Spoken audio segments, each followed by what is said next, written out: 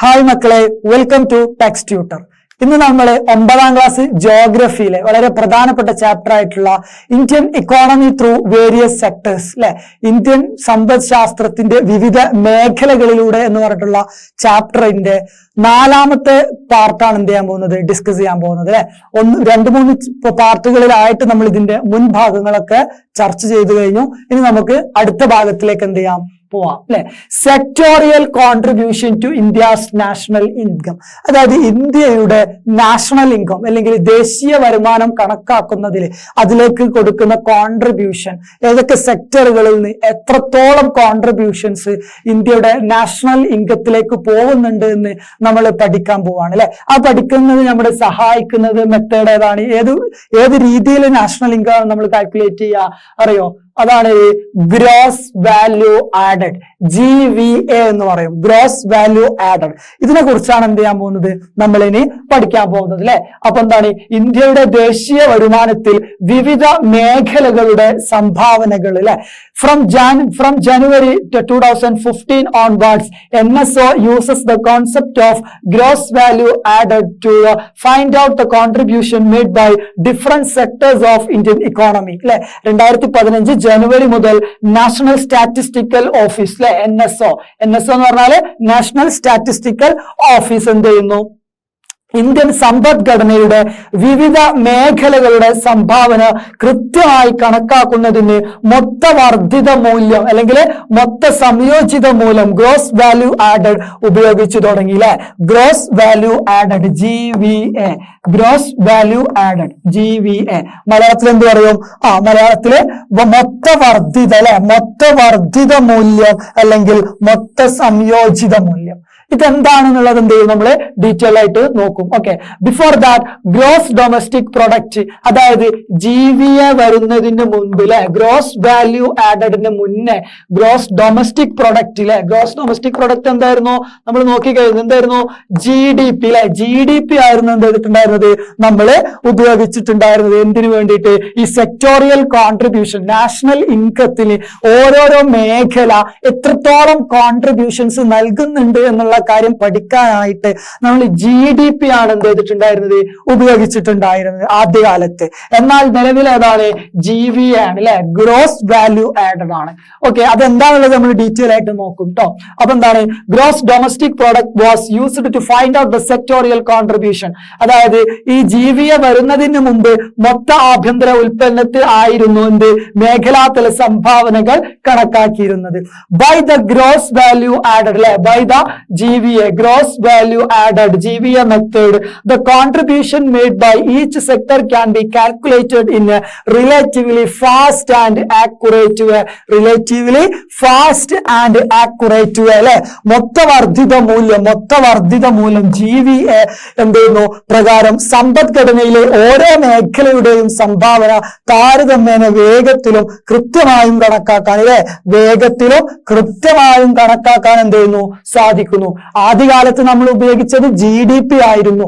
ഈ GDP ഉപയോഗിക്കുമ്പോൾ ഓരോ സെക്ടറിലേക്കുള്ള കോൺട്രിബ്യൂഷൻ കണ്ടെത്താൻ നമുക്ക് എന്ത് ചെയ്യായിരുന്നു, ബുദ്ധിമുട്ടായിരുന്നു.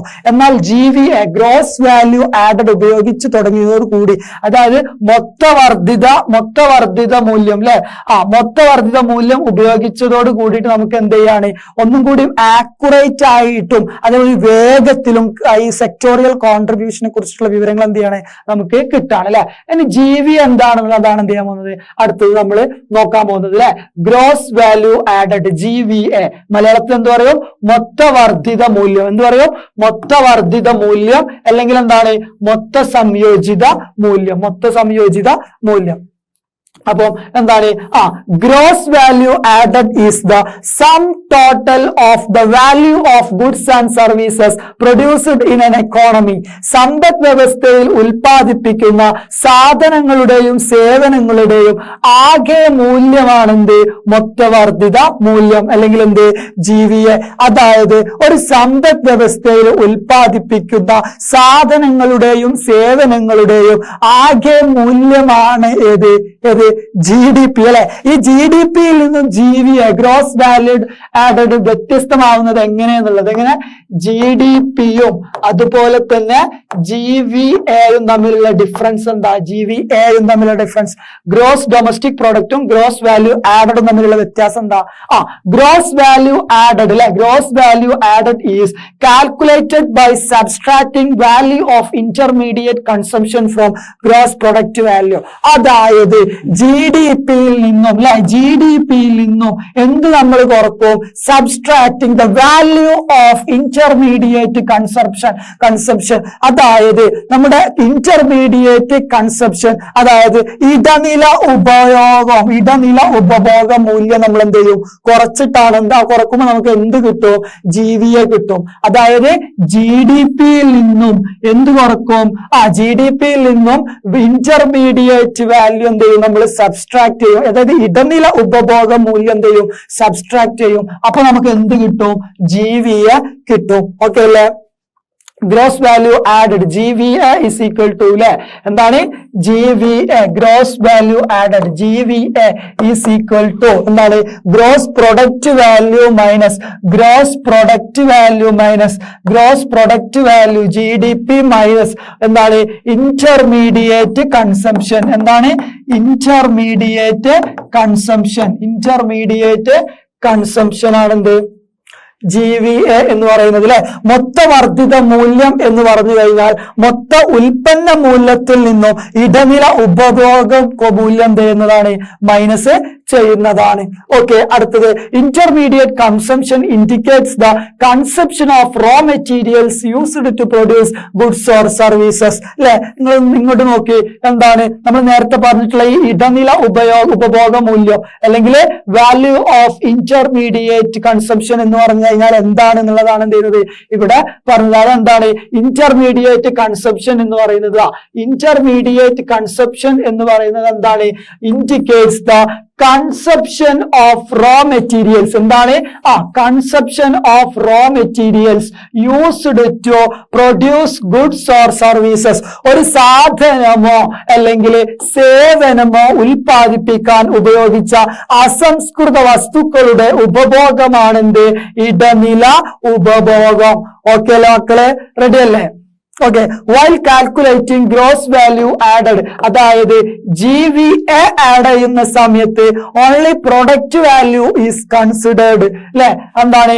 GVA കണക്കാക്കുമ്പോൾ ഉൽപ്പന്ന മൂല്യം മാത്രമേ എന്ത് ചെയ്യുന്നുള്ളൂ? കണക്കാക്കുന്നുള്ളൂ. ഉൽപ്പന്നത്തിന് മേലുള്ള നികുതികള്, ടാക്സ്, നികുതികളോ സബ്സിഡികളോ പരിഗണിക്കുന്നില്ല. മനസ്സിലായോ? അതായത് നികുതി GVA കണക്കാക്കുമ്പോൾ ഉൽപ്പന്ന മൂല്യം മാത്രമേ നമ്മൾ എന്ത് ചെയ്യുന്നുള്ളൂ? കണക്കാക്കുന്നുള്ളൂ. ഉൽപ്പന്നത്തിന് മേലുള്ള നികുതികളോ സബ്സിഡികളോ എന്ത് ചെയ്യുന്നില്ല? പരിഗണിക്കുന്നില്ല അല്ലെ.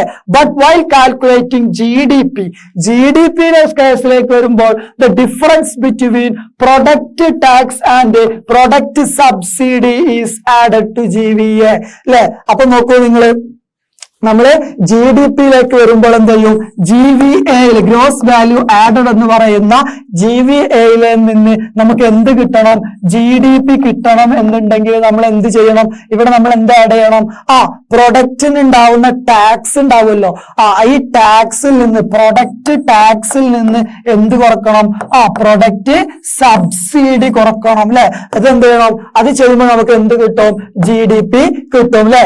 എന്നാൽ നോക്കൂ, GDP കണക്കാക്കുമ്പോൾ ഉൽപ്പന്ന നികുതിയും ഉൽപ്പന്നത്തിനു മേലുള്ള സബ്സിഡിയും തമ്മിലുള്ള വ്യത്യാസം മൊത്തവർദ്ധിത മൂല്യത്തോടൊപ്പം കൂട്ടിച്ചേർക്കപ്പെടുന്നു. ഓക്കെ അല്ലെ. ഇനി അടുത്ത അതെന്താണ്? മൊത്ത ആഭ്യന്തര ഉൽപ്പന്നം അല്ലെ. മൊത്ത ആഭ്യന്തര ഉൽപ്പന്നം മൊത്തവർദ്ധിത മൂല്യം പ്ലസ് ഉൽപ്പന്ന നികുതി മൈനസ് ഉൽപ്പന്ന സബ്സിഡി. അതായത് പ്രൊഡക്റ്റ് ടാക്സിൽ നിന്ന് പ്രൊഡക്റ്റ് സബ്സിഡി കുറച്ചതിൽ അല്ലേ? പ്രൊഡക്റ്റ് ടാക്സിൽ നിന്ന് പ്രൊഡക്റ്റ് സബ്സിഡി കുറച്ചിട്ട് അതിലേക്ക് GVA ആഡ് ചെയ്ത് കഴിഞ്ഞാൽ നമുക്ക് എന്ത് കിട്ടും? GDP കിട്ടും. സെയിം സാധനമല്ലേ നമ്മൾ ഇവിടെ നേരത്തെ എഴുതിയത് കേട്ടോ. GVAയിലേക്ക് product tax minus product subsidy, product tax minus product subsidy ചെയ്ത് കഴിഞ്ഞാൽ നമുക്ക് എന്ത് കിട്ടും? GDP കിട്ടും. അപ്പൊ GVAയും GDPയും തമ്മിലുള്ള വ്യത്യാസം എന്താ?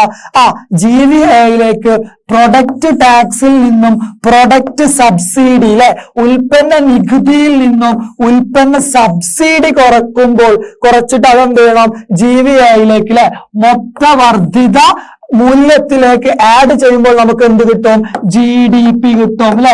മൊത്ത ആഭ്യന്തര ഉൽപ്പന്നമായിട്ടുള്ള ഗ്രോസ് ഡൊമസ്റ്റിക് പ്രൊഡക്റ്റ് ആയിട്ടുള്ള GDP നമുക്ക് എന്ത് ചെയ്യും? കിട്ടും അല്ലെ? ഞാൻ നോക്കൂ, നമ്മൾ പറഞ്ഞു സെക്ടർ വൈസ് കോൺട്രിബ്യൂഷനെ കുറിച്ച് പറഞ്ഞു അല്ലെ? ഓരോ സെക്ടറിലേക്ക് സെക്ടോറിയൽ കോൺട്രിബ്യൂഷൻ, ഓരോ സെക്ടറും ഇന്ത്യയുടെ GDPയിലേക്ക് അല്ലെങ്കിൽ GVAയിലേക്ക് എങ്ങനെ കോൺട്രിബ്യൂഷൻ നൽകുന്നു എന്നുള്ളതിന്റെ എന്താണ് ഒരു ഗ്രാഫ് ഇവിടെ കൊടുത്തിട്ടുണ്ട് അല്ലെ? നോക്കൂ, ഇൻഡസ്ട്രിയൽ സെക്ടർ, സർവീസ് സെക്ടർ ഒക്കെ നമ്മൾ എന്ത് ചെയ്യാണ്? ഈ GVA വെച്ചിട്ടാണ് എന്ത് ചെയ്യാൻ പോകുന്നത്? നമ്മള് ഇങ്ങനത്തെ സ്റ്റഡി ഒക്കെ എന്ത് ചെയ്യാൻ പോകുന്നത്? നടത്താൻ പോകുന്നത് കേട്ടോ. അപ്പോഴാണ് നമുക്ക് കറക്റ്റ് ആയിട്ടുള്ള ഒരു സെക്ടർ വൈസ് കോൺട്രിബ്യൂഷൻ ഒക്കെ എന്ത് ചെയ്യാൻ കിട്ടാം. Okay, the share of tertiary sector is more compared to other sector in GVA of India and GVA of India and GSVA state in the GVA of Kerala. Examining the reasons. അതായത് ഇവിടൊക്കെ എന്താണ്? ഇവിടൊക്കെ tertiary sector നമ്മൾ പഠിച്ചുകൊണ്ടിരിക്കുന്നത് എന്താണ്? Sectorial കോൺട്രിബ്യൂഷനെ കുറിച്ചിട്ടാണ് അല്ലെ? Sector vice contribution ആണ് എവിടേക്ക്? To the national income. National ഇൻകത്തിലേക്കുള്ള സെക്ടർ വൈസ് കോൺട്രിബ്യൂഷനെ കുറിച്ചിട്ടാണ് എന്ത് ചെയ്യാൻ പോകുന്നത്? നമ്മള് ഡിസ്കസ് ചെയ്യുന്നത് അല്ലെ?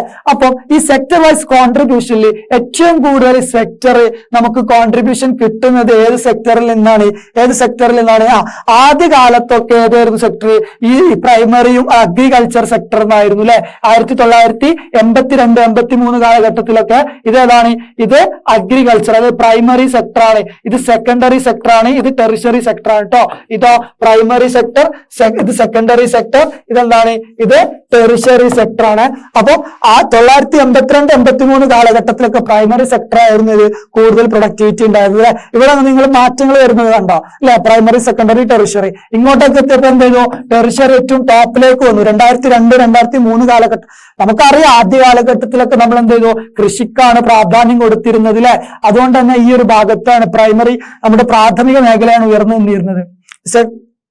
പക്ഷെ നിലവിൽ എന്താണ്? ടെറിഷറി സെക്ടർ എന്ത് ചെയ്യാണ്? ഉയർന്നു വന്നിരിക്കുകയാണ് അല്ലെ? അതുപോലെ തന്നെ ഇപ്പൊ 2012-13 ആയപ്പോഴേക്കും നോക്കൂ, primary sector, secondary sector, tertiary sector. നിലവിൽ 2022-23 കണക്ക് പ്രകാരം നോക്കൂ, tertiary sector, secondary sector, primary sector ഏറ്റവും കൂടുതൽ ഇവിടെ ടെറിഷറി സെക്ടറിലാണ്. 2022-23 കാലഘട്ടത്തിൽ ഏറ്റവും കൂടുതൽ എവിടെ? ടെറിഷറി സെക്ടറിലാ. അതുപോലെ തന്നെ 2012-13 കാലഘട്ടത്തിൽ എവിടെയാണ്? ടെറിഷറി സെക്ടർ അല്ലെ? 2002-2003 കാലഘട്ടത്തിലോ ടെറിഷറി സെക്ടറിലാണ് അല്ലെ? ആദ്യകാലത്ത് എന്തായിരുന്നു? പ്രൈമറി, അതായത് നമ്മുടെ കാർഷിക മേഖലക്കായിരുന്നു പ്രാധാന്യം. നിലവിൽ ഏറ്റവും കൂടുതൽ കോൺട്രിബ്യൂഷൻ എവിടെ നിന്നാവുന്നത്? തൃതീയ മേഖലയായിട്ടുള്ള നമ്മുടെ ടെറിഷറി സെക്ടർ എന്നാണ് അല്ലെ? അതിന്റെ കാരണങ്ങൾ എന്തൊക്കെയാണ്? എന്തുകൊണ്ടാണ് ടെറിഷറി സെക്ടറിൽ നിന്ന് ഇത്രയധികം കോൺട്രിബ്യൂഷൻസ് നമ്മുടെ എന്തിലേക്ക്? ദേശീയ വരുമാനത്തിലേക്ക് പോവാനുണ്ടായിട്ടുള്ള കാരണം എന്താണെന്നുള്ളത് അതാണ് നമ്മുടെ ഈ ക്വസ്റ്റ്യൻ. അതായത് നമ്മുടെ രാജ്യത്തിന്റെ GVA, ഇന്ത്യയുടെ GVA എടുക്കുകയാണെങ്കിലോ അതുപോലെ കേരളത്തിന്റെ GSVA എടുക്കുകയാണെങ്കിലൊക്കെ എന്ത് ചെയ്യാണ്? ടെറിഷറി സെക്ടറിന്റെ കോൺട്രിബ്യൂഷൻ ആണ് ഇത് കൂടുതലുള്ളത് അല്ലെ? The share of tertiary sector is more compared to other sectors in GVA of India and GSVA of Kerala. Examine the reasons. എന്തുകൊണ്ടായിരിക്കും അങ്ങനെ? ഈ ടെറിഷറി മേഖല എന്ത് ചെയ്യാണ്? ഭയങ്കര രീതിയിൽ ഉയർന്നു നിൽക്കാനുള്ള കാരണം നിലവിൽ അതാണ് നമ്മൾ എന്ത് ചെയ്യാൻ നോക്കാൻ പോകുന്നത് അല്ലെ? ഇന്ത്യയുടെയും കേരളത്തിന്റെയും മൊത്തവർദ്ധിത മൂല്യത്തിൽ അല്ലെ? മൊത്തവർദ്ധിത മൂല്യം എന്ന് പറഞ്ഞാൽ GVA അല്ലെ? Gross value added. GVAയിൽ തൃതീയ മേഖലയുടെ സംഭാവന മറ്റ് മേഖലകളെ അപേക്ഷിച്ച് കൂടുതലാണ്. ഇതിനുള്ള കാരണങ്ങൾ എന്തൊക്കെയാന്നുള്ളതാണ് അല്ലെ? എന്തൊക്കെയാണ് കാരണങ്ങൾ? ഇതാണ് നമ്മൾ എന്ത് ചെയ്യാൻ പോകുന്നത്? ഇനി നോക്കാൻ പോകുന്നത്. ക്വസ്റ്റ്യൻ ആയിട്ട് നമുക്ക് പ്രതീക്ഷിക്കാം. ക്വസ്റ്റ്യൻ എങ്ങനെയാണെന്ത്? ഇന്ത്യയുടെയും അല്ലെങ്കിൽ കേരളത്തിന്റെയൊക്കെ ദേശീയ വരുമാനത്തിൽ ഏറ്റവും കൂടുതൽ കോൺട്രിബ്യൂഷൻസിലെ സംഭാവനകൾ നൽകുന്നത് ഏതാണ്? തൃതീയ മേഖലയാണ്, ടെറിഷറി സെക്ടർ ആണ്. എന്താണ് അതിന്റെ കാരണം? ഇതാണ് എന്ത് ക്വസ്റ്റ്യൻ. അതെന്താണ് ആൻസർ? ആൻസർ എങ്ങനെ എഴുതും? First one, programs implemented for the development of the health and education. അല്ലെ, ഹെൽത്ത് ആൻഡ് എഡ്യൂക്കേഷൻ നമ്മൾ പറഞ്ഞു കഴിഞ്ഞു, നേരത്തെ മുന്നത്തെ ക്ലാസ്സിൽ നമ്മൾ പറഞ്ഞതാണ്. ടെറിഷറി സെക്ടറിൽ, അതായത് തൃതീയ മേഖലയിൽ ഏറ്റവും പ്രധാനപ്പെട്ടതാണ് ഇത്. നമ്മൾ ഒരുപാട് ഉദാഹരണങ്ങൾ പറഞ്ഞിരുന്നു. ബാങ്കിങ്, ഇൻഷുറൻസ്, ഹെൽത്ത്, എഡ്യൂക്കേഷൻ, അല്ലെ, മറ്റു സർവീസുകളൊക്കെ ഉണ്ട്. അത് ഏറ്റവും കൂടുതൽ ഇമ്പോർട്ടന്റ് ആയിട്ടുള്ള ഹെൽത്ത് ആൻഡ് എഡ്യൂക്കേഷൻ. ഈ രണ്ട് കാര്യങ്ങൾക്ക് നിലവിൽ എന്തെയാണ് നമ്മുടെ ഗവൺമെന്റ് ഒരുപാട് പ്രാധാന്യം കൊടുത്തു. അതുകൊണ്ട് തന്നെ ടെറിഷറി സെക്ടറിന്റെ കോൺട്രിബ്യൂഷൻ വളരാൻ ഇതെന്തായി ഒരു കാരണമായി. നോക്കി, programs implemented for the development of the health and education, അതായത് ഹെൽത്ത് ആൻഡ് എഡ്യൂക്കേഷൻ സെക്ടർ ആരോഗ്യ മേഖലയുടെയും വിദ്യാഭ്യാസ മേഖലയുടെയും പുരോഗതി. അല്ലെ, ആരോഗ്യ മേഖലയുടെയും പിന്നെ അതാണ് വിദ്യാഭ്യാസ മേഖലയുടെയും, അല്ലെ, ആരോഗ്യ മേഖലയുടെയും വിദ്യാഭ്യാസ മേഖലയുടെയും പുരോഗതി ഉറപ്പാക്കിക്കൊണ്ടുള്ള പ്രവർത്തനങ്ങൾ. ആ പ്രവർത്തനങ്ങൾ എന്ത് ചെയ്തു? ടെറിഷറിയുടെ വളർച്ചയ്ക്ക് കാരണമായി. അടുത്തത് എന്താ? The growth of the banking and insurance sector. അല്ലെ, ബാങ്കിങ്ങും ഇൻഷുറൻസും പണ്ടത്തെ പോലെയാണ്. ഇപ്പൊ 1990-കളിലുള്ളവർക്കൊരു അടിപൊളി സിസ്റ്റം അല്ല ബാങ്കിങ്ങിലും ഇൻഷുറൻസിലൊക്കെ നിലവിലുള്ളത്. അല്ലെ, ഹെൽത്ത് മേഖലയിൽ പുരോഗതി പ്രാപിച്ചു, പിന്നെ വിദ്യാഭ്യാസ മേഖലയിൽ പുരോഗതി പ്രാപിച്ചു, ഹെൽത്ത് മേഖലയിലും ഇൻഷുറൻസ് മേഖലയിലും ബാങ്കിങ് മേഖലയിലൊക്കെ എന്ത് ചെയ്തു? പുരോഗതി പ്രാപിച്ചു. അല്ലെ, ബാങ്കിങ് മേഖലയിലും ഇൻഷുറൻസ് മേഖലയിലും ഗ്രോത്ത് ഉണ്ടായി. അല്ലെ, അതെന്താണ്? The growth of the banking and insurance sector facilitating the countries trade and commerce. അല്ലെ, അപ്പൊ ട്രേഡും കൊമേഴ്സും അതുപോലെ ബാങ്കിങ്ങും ഇൻഷുറൻസും ഇതിലൊക്കെ ഉണ്ടായ പുരോഗതി എന്തെയാണ്? ഈ ടെറിഷറി മേഖലയിൽ, അതായത് തൃതീയ മേഖലയിലുള്ള കോൺട്രിബ്യൂഷൻസ് കൂടാൻ എന്തെയാണ്? സാഹചര്യം ഒരുക്കുകയാണ്. അല്ലെ, വാണിജ്യ മേഖലകളെ മുന്നോട്ട് നയിക്കുന്ന ബാങ്കിങ്, ഇൻഷുറൻസ് സംവിധാനങ്ങളുടെ വളർച്ച. അല്ലെ, വാണിജ്യ മേഖലകളെ മുന്നോട്ട് നയിക്കുന്ന ഏതാണ്? ബാങ്കിങ്, ഇൻഷുറൻസ് സംവിധാനങ്ങളുടെ വളർച്ച. ഇതാണ് എന്ത്? രണ്ടാമത്തെ പോയിന്റ്. ആദ്യത്തെ പോയിന്റിൽ നമ്മൾ പഠിച്ചത് എന്തായിരുന്നു? ഹെൽത്ത് മേഖലയിലും അതുപോലത്തെ ഹെൽത്ത് സെക്ടറിന്റെയും വിദ്യാഭ്യാസ എഡ്യൂക്കേഷൻ സെക്ടറിന്റെയും ഇംപ്ലിമെന്റേഷൻ, പുതിയ പ്രോഗ്രാംസിന്റെ അതിന്റെ ഡെവലപ്മെന്റ്, അതേപോലെ ബാങ്കിങ്ങിന്റെയും ഇൻഷുറൻസിന്റെയും ഡെവലപ്മെന്റ് എന്ത് ചെയ്തു? ട്രേഡ് ആൻഡ് കോമേഴ്സിലും എന്ത് ചെയ്യാണ്? ഡെവലപ്മെന്റ് വരികയാണ്. ഇതൊക്കെ എന്താണ്? ടെറിഷറി മേഖലയിലാണ്. അതുകൊണ്ട് തന്നെ ടെറിഷറി മേഖലയുടെ കോൺട്രിബ്യൂഷൻസ് എന്ത് ചെയ്യാണ്? അനുദിനം കൂടിക്കൊണ്ടിരിക്കുകയാണ്. അല്ലെ, അടുത്തൊരു പോയിന്റ് എന്താ? Growth of the transport and communication sector. അല്ലെ, ട്രാൻസ്പോർട്ട് ആൻഡ് കമ്മ്യൂണിക്കേഷൻ, നമ്മുടെ ട്രാൻസ്പോർട്ട് സിസ്റ്റം ഇതിലാ വരുന്നത്?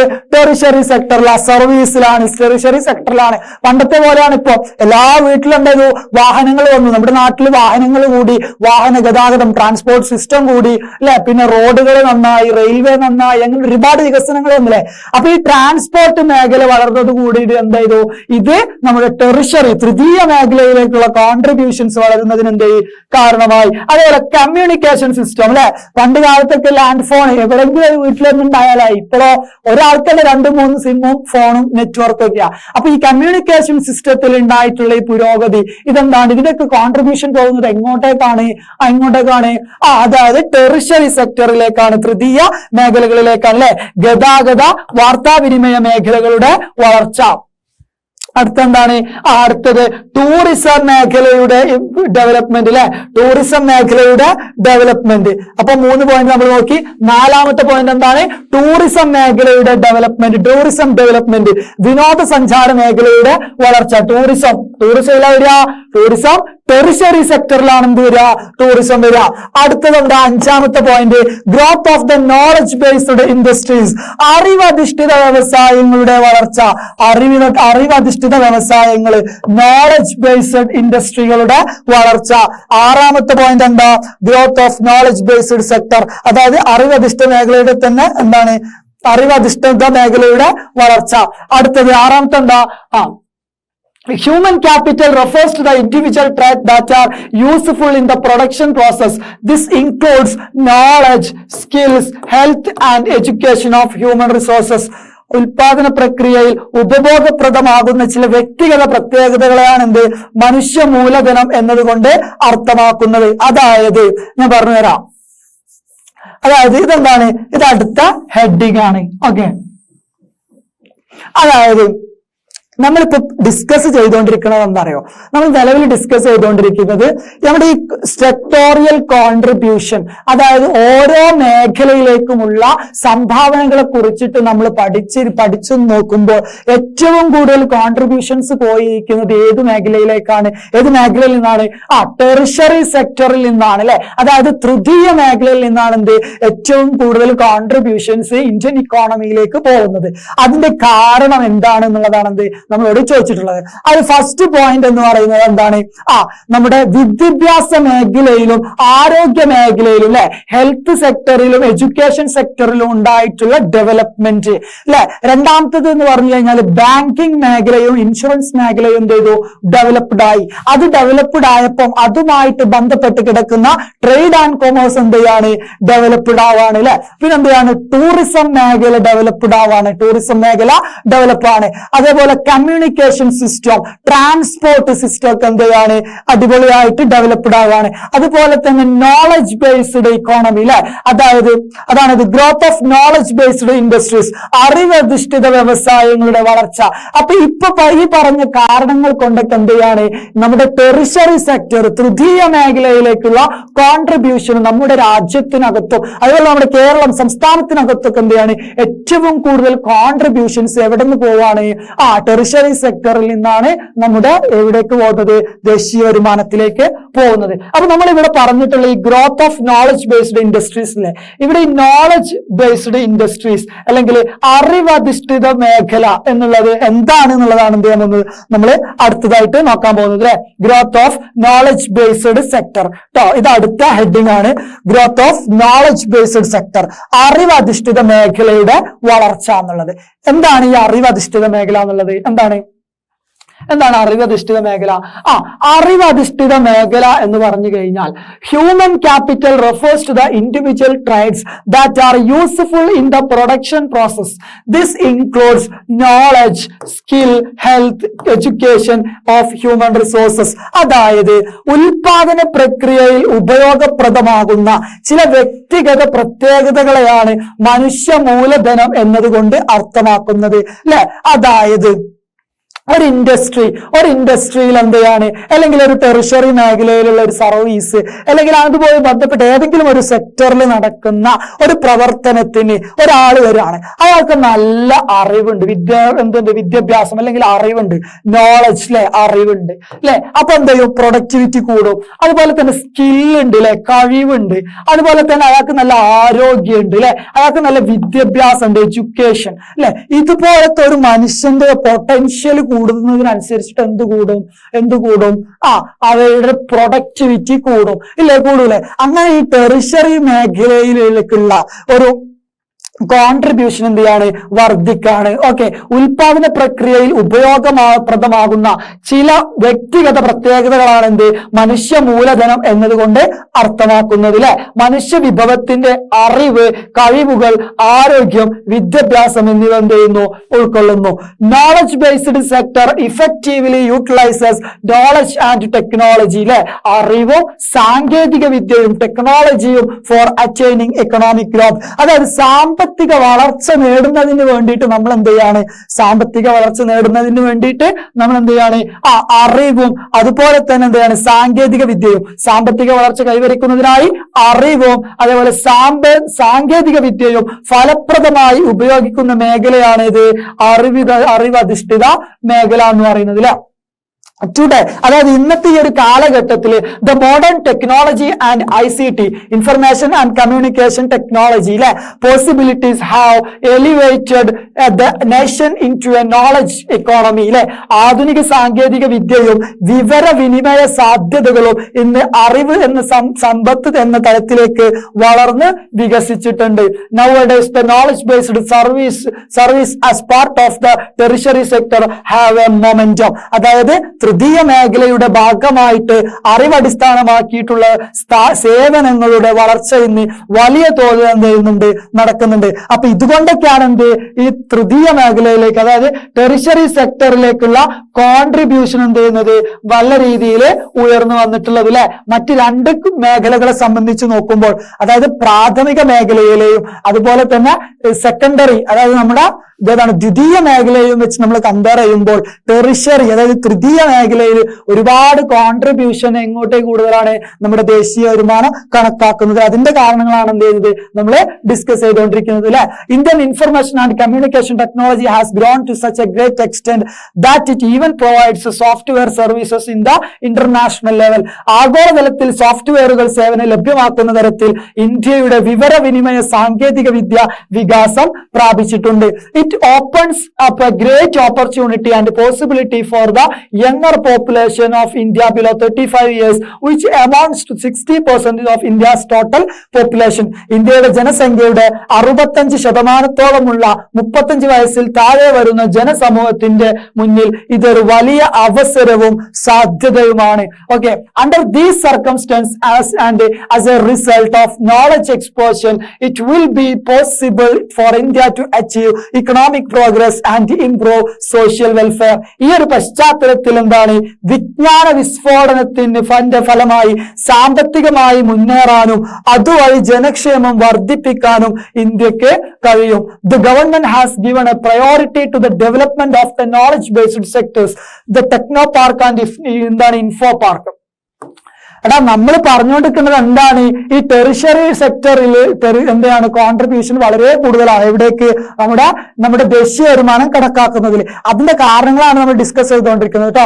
അപ്പൊ അതിന്റെ കാരണങ്ങളെ കുറിച്ച് നമ്മൾ അതിന് ഡീറ്റെയിൽ ആയിട്ടുള്ള ഒരു പാർട്ട് നമ്മൾ കുറച്ച് മുന്നേ ഡിസ്കസ് ചെയ്തു. ഇതെന്ത് ചെയ്യാ, നിങ്ങൾ വെറുതെ വായിച്ചിട്ട് എന്ത് ചെയ്യാ, ജസ്റ്റ് 1-2 റീഡിങ് കൊടുത്തിട്ട് എന്ത് ചെയ്താൽ മതി, വിട്ടാൽ മതി കേട്ടോ. അപ്പൊ ഇൻഫോ പാർക്കും ടെക്നോ പാർക്കുകളൊക്കെ വന്നത് എന്തിനാണ്, ഈ ടെറിഷറി മേഖലയ്ക്കുള്ള നമ്മുടെ കോൺട്രിബ്യൂഷൻ വളരാൻ നമ്മൾ എന്ത് ചെയ്യാണ്, സഹായിക്കാണ് അല്ലെ.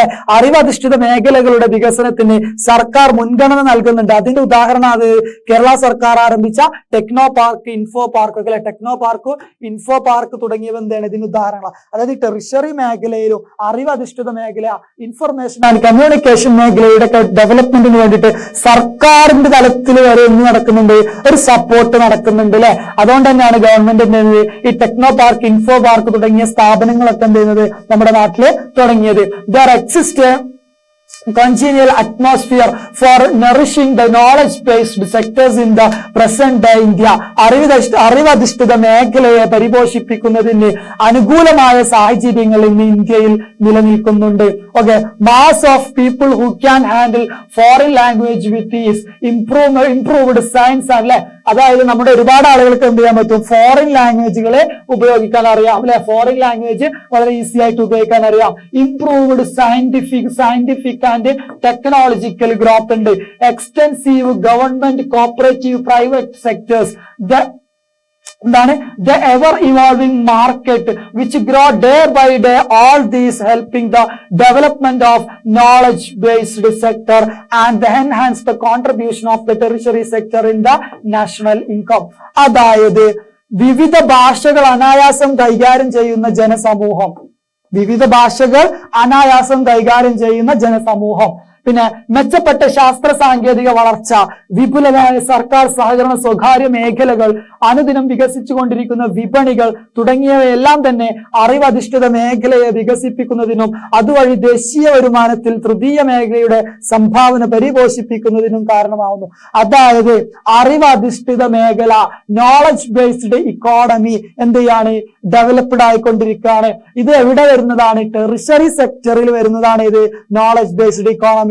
അതുകൊണ്ട് തന്നെ ടെറിഷറി സെക്ടറിൽ എന്ത് തന്നെയാണ്, ഡെവലപ്മെന്റ് വരികയാണ്. അതാണ് ഇവിടെ പറഞ്ഞിരിക്കുന്നത്. എന്ത്, അതായത് ഇത് നോക്കുമ്പോൾ നിങ്ങൾ ഈ പറഞ്ഞ കാര്യങ്ങൾ, മെച്ചപ്പെട്ട ശാസ്ത്ര സാങ്കേതിക വളർച്ച, വിപുലമായ സർക്കാർ സഹകരണ സ്വകാര്യ മേഖലകൾ, വിവിധ ഭാഷകൾ അനായാസം കൈകാര്യം ചെയ്യുന്ന ജനസമൂഹം, ഇതുപോലത്തെ ഒരുപാട് കാര്യങ്ങൾ വന്നതോടുകൂടി എന്ത് ചെയ്തു, തുടങ്ങിയവയെല്ലാം തന്നെ അറിവധിഷ്ഠിത, നോക്കു മക്കളെ, അറിവധിഷ്ഠിത മേഖലയെ വികസിപ്പിക്കുന്നതിനും അതുവഴി ദേശീയ വരുമാനത്തിൽ തൃതീയ മേഖല നമ്മൾ പറഞ്ഞു അല്ലെ. അതായത് അറിവധിഷ്ഠിത മേഖലയുടെ ഡെവലപ്മെന്റ് എന്ത് ചെയ്യും, തൃതീയ മേഖല മേഖലയുടെ ഡെവലപ്മെന്റിന് വഴിതെളിക്കും. അത് അങ്ങനെ എന്ത് ചെയ്യാണ്, അത് നമ്മുടെ രാജ്യത്തിന്റെ മൊത്തം സമ്പദ്ഘടനയെ എന്ത് ചെയ്യാണ്, നല്ല രീതിയിൽ ഡെവലപ്ഡ് ആക്കുകയാണ്. ഓക്കെ, അപ്പൊ നമ്മൾ ഇപ്പൊ കുറച്ചു മുന്നേ ഡിസ്കസ് ചെയ്തിട്ടുള്ളത് എന്താ വെച്ചാൽ സെക്ടോറിയൽ കോൺട്രിബ്യൂഷൻസിനെ കുറിച്ചാണ് അല്ലെ.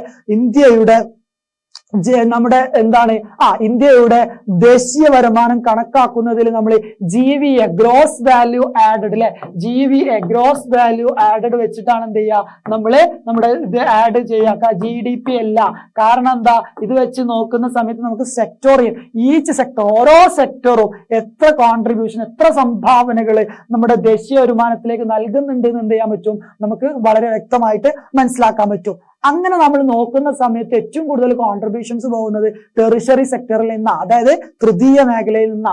അതിന്റെ കാരണം എന്താണ്, തൃതീയ മേഖലയിൽ നമ്മുടെ ചുറ്റുപാടും നമുക്ക് നോക്കിയാൽ മനസ്സിലാവും. വിദ്യാഭ്യാസ മേഖലയിൽ പുരോഗതി വരികയാണ്, ആരോഗ്യ മേഖലയിൽ പുരോഗതി വരികയാണ്, ട്രാൻസ്പോർട്ട് സംവിധാനങ്ങളിൽ ഡെവലപ്മെന്റ് വരികയാണ്, കമ്മ്യൂണിക്കേഷൻ സിസ്റ്റത്തിൽ ഡെവലപ്മെന്റ് വരികയാണ്, പിന്നെ അതുപോലെ നോളജ് ബേസ്ഡ് ഇക്കോണമി അല്ലെങ്കിൽ നോളജ് ബേസ്ഡ് ഡെവലപ്മെന്റ് വരികയാണ് അല്ലെ. അപ്പൊ ഈ ഒരു കാര്യങ്ങളൊക്കെ എവിടെ ഉള്ളതാണ്, ടെറിഷറി സെക്ടറിലാണ്. അതുകൊണ്ട് തന്നെ സ്വാഭാവികമായിട്ടും ടെറിഷറി സെക്ടർ അതായത് തൃതീയ മേഖല എന്ത് ചെയ്യും, ഇന്ത്യൻ ഇക്കോണമിയിൽ നല്ല രീതിയിലുള്ള കോൺട്രിബ്യൂഷൻസ് നൽകുന്നതിന് എന്ത് ചെയ്യും, കാരണമാവും.